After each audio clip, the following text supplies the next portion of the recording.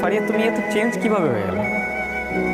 কিভাবে এত চেঞ্জ হয়ে গেল? তুমি তো আগে বলতা আমার যে কোনো সিচুয়েশনে তুমি অলওয়েজ সাপোর্ট করবা, আর এখন? শোনো, আগেকার কথা আর এখনকার কথা সেম না। এখন সিচুয়েশন অনেক চেঞ্জ হয়েছে, আর আমার দিক থেকে যতটা করা সম্ভব আমি ট্রাই করছি। এখন যদি কেউ ট্রাই না করে থাকে সেটা হচ্ছে তুমি। I can't believe you. তুমি এরকম ছিল না ফারিয়া। অযথা কথা বাড়ায় লাভ নেই। তুমি আমাদের জন্য কিছু করতে পারবা কিনা সেটা আমাকে এখন ক্লিয়ার করে বলে দাও। আমাকে আর কয়েকটা দিন টাইম দাও প্লিজ। আই এম সরি, পরশু আরেকটা ইন্টারভিউ আছে। এটাই কিন্তু শেষ। আর মনে রেখো, একটা হ্যান্ডসাম স্যালারি মানে 50-60 হাজার টাকা এমন না হলে কিন্তু আমার বাসা থেকে মানবে না। আচ্ছা, আমাদের নেক্সট কবে দেখা হবে? যদি জবটা পাও শুধুমাত্র তাহলেই দেখা করতে এসো, আদারওয়াইজ এটাই আমাদের শেষ দেখা।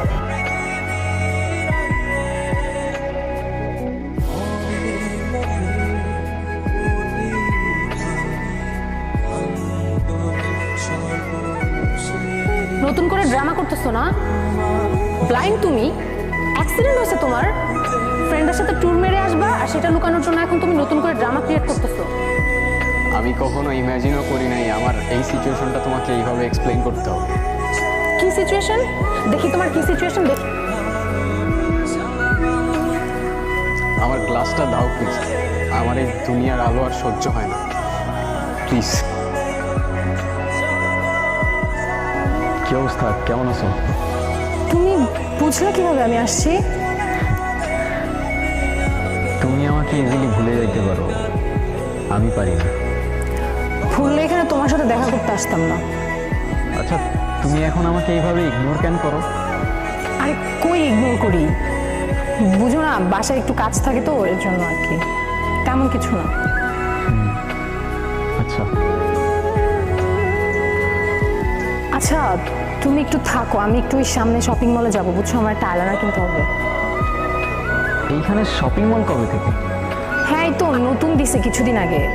আমি যাই। তুমি এখানে আসছো কেন? তুমি এখানে কেন? তোমার না বলছি ওর সাথে দেখা করবো না? তুমি কি আমার সাথে ডাবল গেম খেলতেছো? আমি কি চাইলেই না দেখা করতে পারি? আর হঠাৎ করে কেমনে কি করব আমি? আমি তো চাইতেছি ওর পিছু ছাড়াতে, পারতেছি বলো? চলো। কোথায়? আরে অনেক বাজে, আর তোমাকে কিছু কথাও বলার ছিল ইম্পর্টেন্ট। চলো। কি কথা? হাঁটতে হাঁটতে বলি। আচ্ছা, তুমি নাকি ইম্পর্টেন্ট কথা বলবা বলছিলা, বলো না কি বলবা। ফারিয়া, ফারিয়া,